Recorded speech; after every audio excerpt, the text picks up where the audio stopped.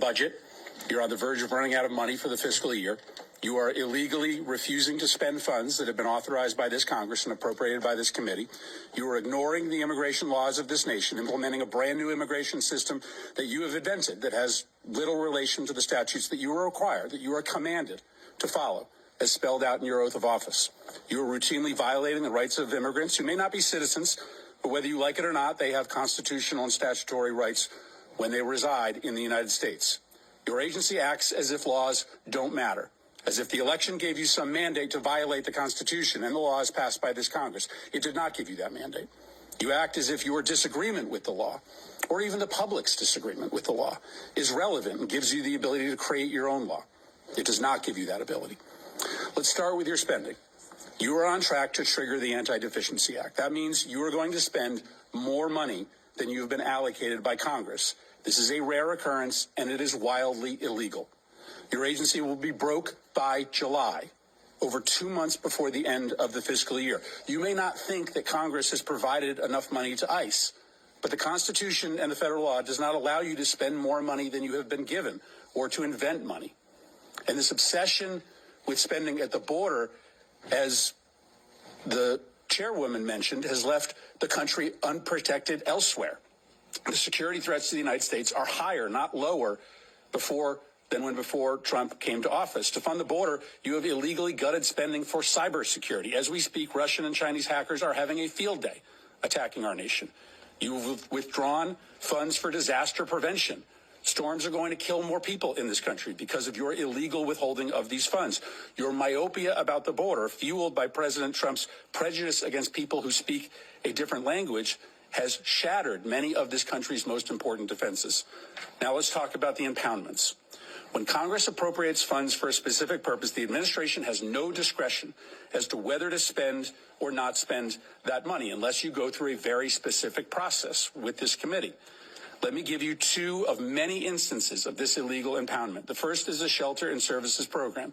Senator Britt may want to zero that account out, but that account is funded, and it was funded in a bipartisan way. You don't like the program.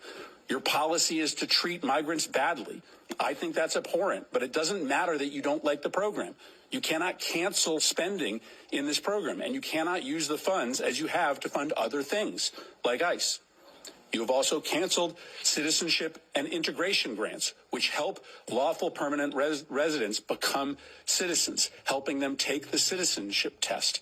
I know your goal is to try to make life as hard as possible for immigrants, but that goal is not broadly shared by the American public. That's why Congress, in a bipartisan way, for decades, has funded this program to help immigrants in this country become citizens.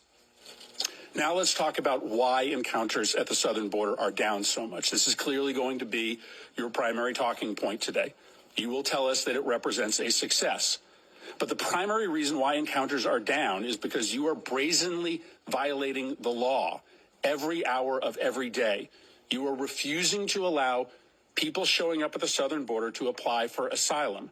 I acknowledge that you don't believe that people should be able to apply for asylum, but you don't get to choose that. The White House doesn't get to choose that. The law requires you to process people who are showing up at the border and who claim asylum. Why? Because our asylum law is a bipartisan commitment, an effort to correct for our nation's unconscionable decision to deny entry to Jews to this country who are being hunted and killed by the Nazis. Our nation, Republicans and Democrats, wrote it into law that we would not repeat that horror ever again, and thus we would allow for people who were fleeing terror and torture to come here, arrive at the border, and make a case for asylum. Finally, let's talk about these disappearances. In an autocratic society, people who the regime does not like are people who are protesting the regime. They are just often picked up off the street, spirited away, sometimes to open-ended detention. Sometimes they're never seen again. What you are doing, both the individuals who have legal rights to stay here, like Kilmar Abrego Garcia, or students who are just protesting Trump's policies, is immoral. And to follow the theme, it is illegal. You have no right to deport a student visa holder with no due process simply because they have spoken in a way that offends the president. You can't remove migrants who a court has given humanitarian protection from removal.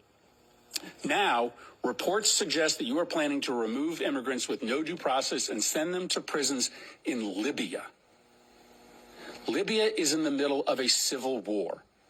It is subject to a level 4 travel advisory, meaning we tell American citizens never to travel to Libya. We don't have an embassy there because it is not safe for our diplomats. Sending migrants with pending asylum claims into a war zone just because